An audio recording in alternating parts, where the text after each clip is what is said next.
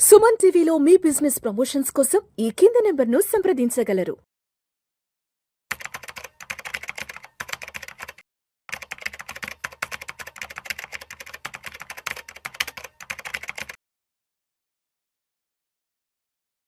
నమస్తే, welcome to Vishnu talks. నేను విష్ణు. ప్రస్తుతంతో పాటు stock market analyst S G Harsha ఉన్నారు. వారితో మాట్లాడదాం.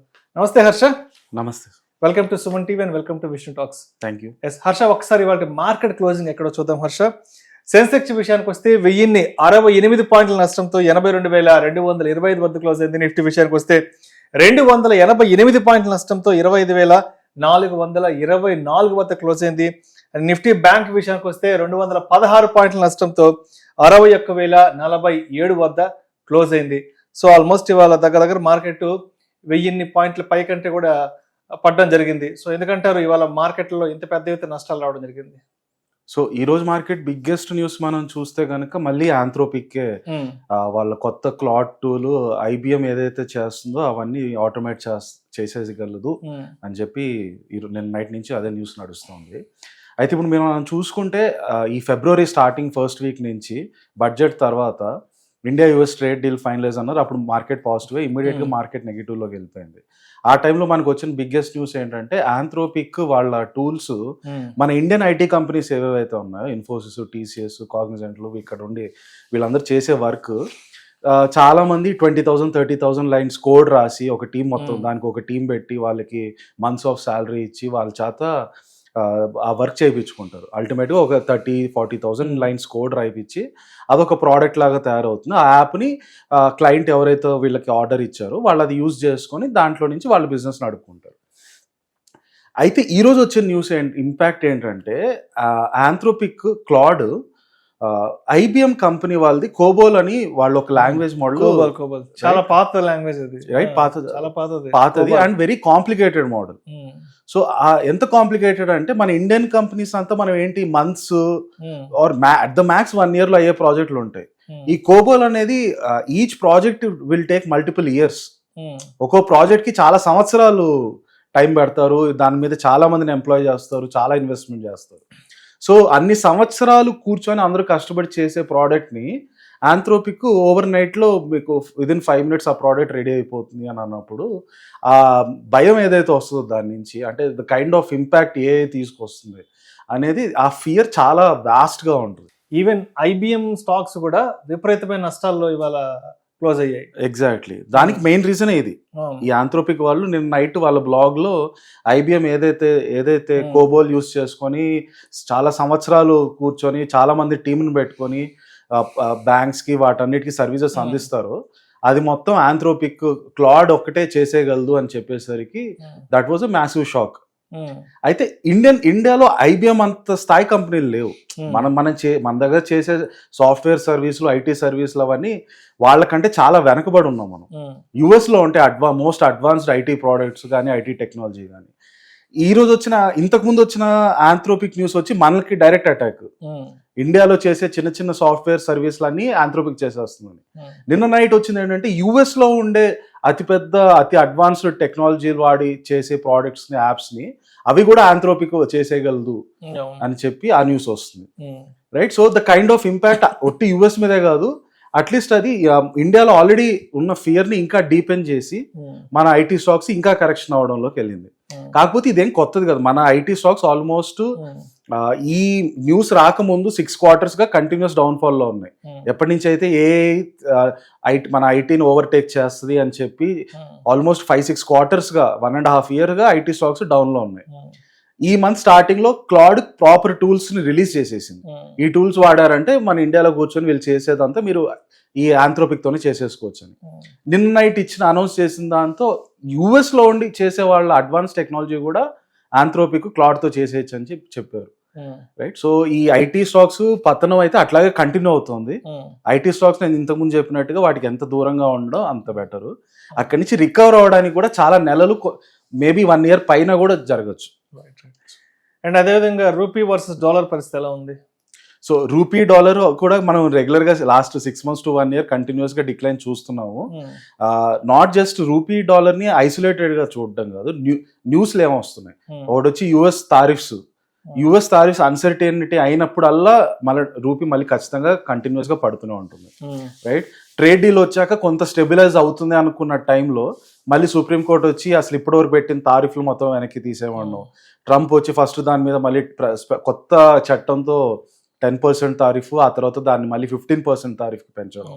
సో ఇంకా ఈ అన్సర్టెనిటీ ఉన్న టైంలో ఖచ్చితంగా రూపీ అనేది డాలర్తో పోల్చుకుంటే వీక్ అవుతూనే ఉంటుంది, రైట్? సో ఇది మనకి రెగ్యులర్గా అవుతున్న న్యూస్, బట్ ఖచ్చితంగా దాని ఇంపాక్ట్ కూడా ఈరోజు మార్కెట్ మీద చూపిస్తున్నారని అంటున్నారు. ఎస్. అండ్ అదేవిధంగా గ్లోబల్ క్యూస్ ఇంపాక్ట్ ఇంకా మార్కెట్లో ఎంతవరకు వెంటాడుతూ ఉంది? యా, గ్లోబల్ క్యూస్ మనం 2-3 యాంగిల్స్లో చూద్దాం సార్. ఒకటి వచ్చి ఎకనామిక్గా చూస్తే యుఎస్లో నుంచి ఇప్పుడు ఒక ఇంపాక్ట్, నాట్ జస్ట్ ఈ ఇంపాక్ట్, యుఎస్ స్టాక్ మార్కెట్ కనుక మనం చూస్తే కంపెనీస్లో ఉన్న స్టాక్స్ అన్ని చాలా ఓవర్ వాల్యూడ్లో ఉన్నాయి. ఎంత ఓవర్ వాల్యూడ్ అంటే అమెజాన్, గూగుల్, మైక్రోసాఫ్ట్ వీళ్ళందరూ పోటీ పడి బిలియన్స్ ఆఫ్ డాలర్స్ ఇన్వెస్ట్ చేస్తున్నారు. ఎన్విడియా, ఓపెన్ మీరు రెగ్యులర్ గా న్యూస్ లో చూస్తున్నారు, రోజు ఏదో ఒక న్యూస్ వస్తుంది, $100 billion ఇన్వెస్ట్మెంట్, $500 billion ఇన్వెస్ట్మెంట్. అంత భారీ స్థాయిలో ఇన్వెస్ట్ చేస్తున్నప్పుడు ప్రతి ఒక్కరు దాన్ని పంపప్ చేసేస్తారు. ఫర్ ఎగ్జాంపుల్ హైదరాబాద్ లో రియల్ ఎస్టేట్ భూమి వచ్చింది అనుకోండి, అందరూ భూములు ఈ ఏరియాలో భూమి ఇంత అయిపోయిందంట, ఆ ఏరియాలో భూమి అంత అయిపోయిందంట అంటే ఏమవుతుంది, ప్రతి ఒక్కరు అందరూ భూములు కొందామని చెప్పి ఇంకా డబ్బులు దాని వెనకాల పడతారు, రైట్? అండ్ సడన్ గా అది ఒక స్టేజ్ వచ్చాక పీక్ అయిపోయి అక్కడి నుంచి డౌన్ ఫాల్ ఎప్పుడైతే స్టార్ట్ అవుతుందో అప్పుడు వీళ్ళందరూ మనీ లాక్ అయిపోతుంది దాంట్లో, రైట్? సేమ్ థింగ్ యుఎస్ఏలో మీరు చూస్తే అందరూ విపరీతమైన ఇన్వెస్ట్మెంట్స్ చేస్తున్నారు.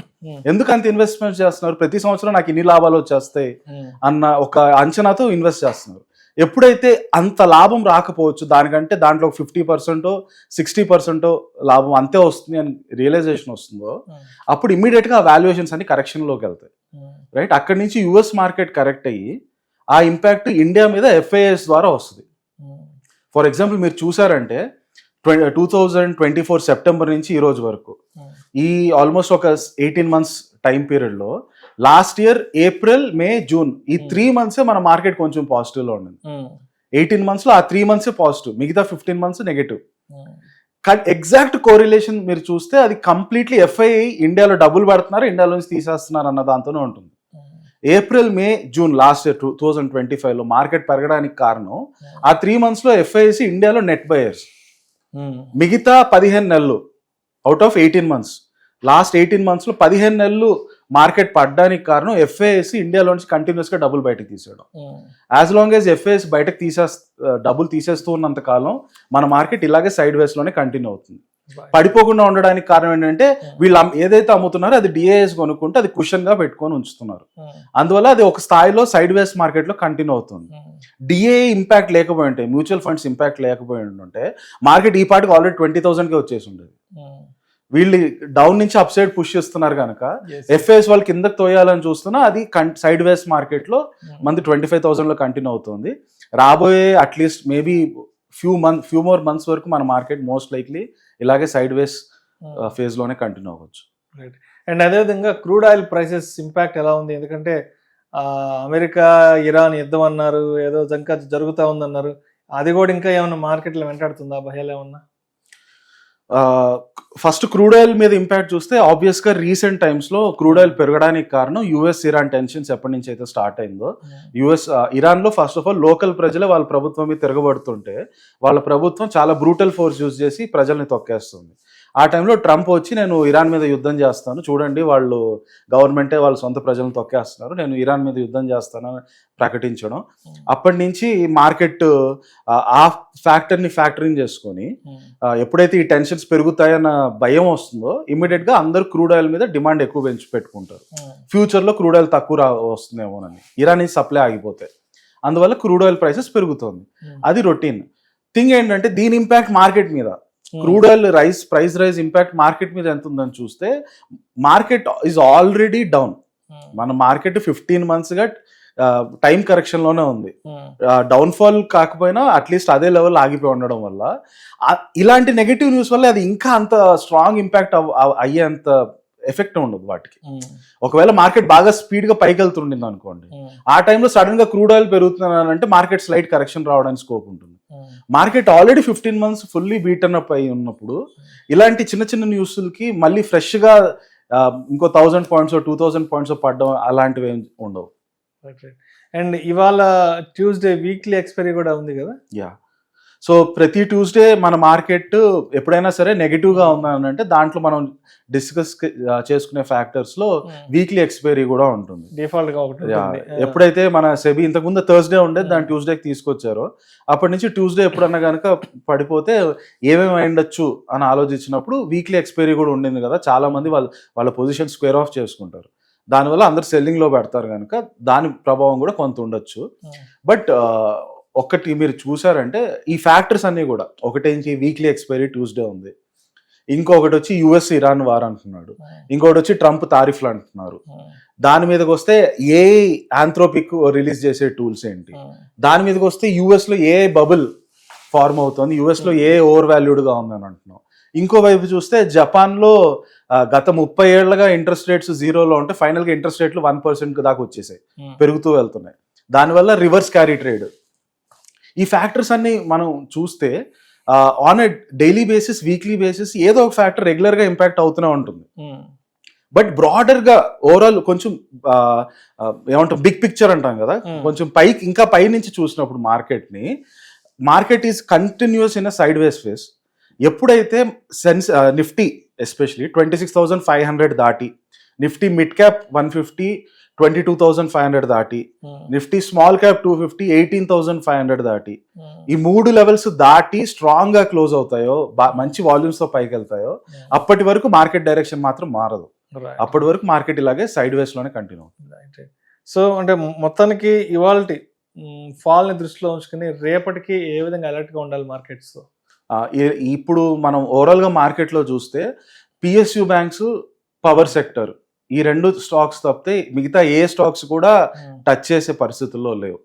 రైట్, సో ఇలాంటి టైమ్స్ ఇది మనకి రెగ్యులర్ గా మార్కెట్ లో సైకిల్స్ ఉంటాయి. మార్కెట్ లో ఎప్పుడు ప్రతిసారి అన్ని స్టాక్స్ అద్భుతంగా పర్ఫామ్ చేయవు. రైట్, ఒకవేళ మీకు ఇది బ్యాడ్ ఫేజ్ ని అంత డిసప్పాయింట్ చేస్తుందని అంటే 2022-24 మధ్యలో 2 years బుల్ రన్ ఉండింది. ఆ బుల్ రన్ లో ఆల్మోస్ట్ ఏ స్టాక్ పట్టుకున్నా అది మీకు డబ్బులు పెరుగుతూనే ఉన్నాయి. ఆ టైంలో మీరు ఇది ఎందుకు పెరుగుతుందని అడగనప్పుడు ఈ టైంలో అన్ని ఎందుకు ఏది పర్ఫామ్ చేయట్లేదు అని కూడా అడగకూడదు. మార్కెట్ లో సైకిల్స్ అనేది కామన్. సో ఇప్పుడు ఉన్న సైకిల్ ఫేజ్ లో ఆల్మోస్ట్ బాటమ్ లో ఉన్న టైంలో it is better to stay away from the market. Still మార్కెట్లో చూడాలి, ఫోకస్డ్ గా ఉండాలి, ఏదో ఒకటి అనలైజ్ చేయాలి అన్నానంటే PSU banks, power sector stocks తప్పితే మిగతా వేటి జోలికి వెళ్ళకపోవడం మంచిదని నా అభిప్రాయం. అండ్ ఇంకొక విషయం కూడా స్పష్టంగా చెప్పండి హర్ష, ఇప్పుడు మార్కెట్లు బాగా ఆల్ టైమ్ హైలో ఉన్నప్పుడు సో ఇండివిజువల్ స్టాక్స్ చూసి కొంతమంది భయపడతారు, అబ్బా చాలా హై ప్రైస్లో ఉన్నాయి, ఇప్పుడిప్పుడే మేము మార్కెట్లోకి రాలేము అని అనుకున్న వాళ్ళు, మరి ఇప్పుడైతే ఆల్మోస్ట్ మార్కెట్ చాలా ఫాల్లో ఉంది కాబట్టి, చాలా వాలటాలిటీలో ఉంది కాబట్టి, మరి ఈ ఫాల్ని ఏదైనా ఆపర్చునిటీగా తీసుకొని మార్కెట్లోకి రావడానికి ఇదేనా సరైన సమయం అంటారా? యా, సో మనం బాగా వినే కామన్ డైలాగ్ ఏంటంటే మార్కెట్ డౌన్లో ఉన్నప్పుడు కొనాలి, పీక్లో ఉన్నప్పుడు అమ్మాలని. కరెక్ట్. ఇక్కడ చాలా మంది పొరపాటు ఏం చేస్తారంటే ఎప్పుడు డౌన్ అయినా ప్రతిసారి దాంట్లో డబ్బులు పెడతా ఉంటారు. అది పొరపాటు. ఎందుకంటే మీరు మ్యాక్సిమం డబ్బులు చేసేది ఎప్పుడు అని మనం మొత్తం అనలైజ్ చేసినప్పుడు, ఎప్పుడైతే మార్కెట్ ఫుల్ కంప్లీట్ బాటమ్ అయిపోయి అక్కడి నుంచి పికప్ స్టార్ట్ అవుతుందో, పికప్ స్టార్ట్ అవ్వాలి ఫస్ట్. మార్కెట్ పికప్ స్టార్ట్ అయినప్పుడు మనీ ఇన్వెస్ట్ చేస్తే అప్పుడు మీరు ఆ ర్యాలీని ఎంజాయ్ చేయొచ్చు. ఆ ర్యాలీ ఉన్నంత కాలం మీరు దాంతో పాటు రైడ్ చేయొచ్చు. డౌన్ లో ఉన్నంత కాలం మీరు డబ్బులు పెట్టారనుకోండి, మేజర్ ప్రాబ్లం ఏంటంటే ఇది ఎన్ని రోజులు డౌన్ లో ఉంటుందని ఎవ్వరికి క్లారిటీ లేదు. 24 సెప్టెంబర్లో ఎవరు అనుకొని ఉండరు నెక్స్ట్ 18 months అసలు మార్కెట్ ఇంకా ఇక్కడే ఉంటుందని. 26,000 ఎప్పుడైతే టచ్ అయిందో ఆ రోజు వెళ్ళి మీరు ఎవరిని ఇంటర్వ్యూ చేసినా నెక్స్ట్ ఇయర్ ఎండ్ కల్లా 30,000 40,000కి వెళ్ళిపోద్ది అని అంటారు తప్పితే ఎవరు 26,000 దగ్గరే ఉంటుందని ఎవరు ఊహించుండరు. సో పాయింట్ ఏంటంటే you have to first trust the market. Market ఏం చెప్తుందో ఫస్ట్ వినాలి. మార్కెట్ అయితే సైడ్ వేస్ లోనే ఉంటున్నానని చెప్తోంది. అది సైడ్ వేస్ లో ఉన్నంత కాలం the best thing for you is to study and analyze companies but do not put money in the market. డబ్బులు పెట్టుకుంటే బయట నుంచి చూస్తూ ఉండండి. ఎప్పుడైతే అది పికప్ స్టార్ట్ అవుతుందో, నేను ఇందాక చెప్పినట్టు 26,500 దాటి స్ట్రాంగ్ గా ముందుకెళ్తుందో, that is the time for you to enter the market. అప్పుడు వెళ్ళి మీరు డబ్బులు పెట్టాలి. Thank you so much Harsha. Thank you sir.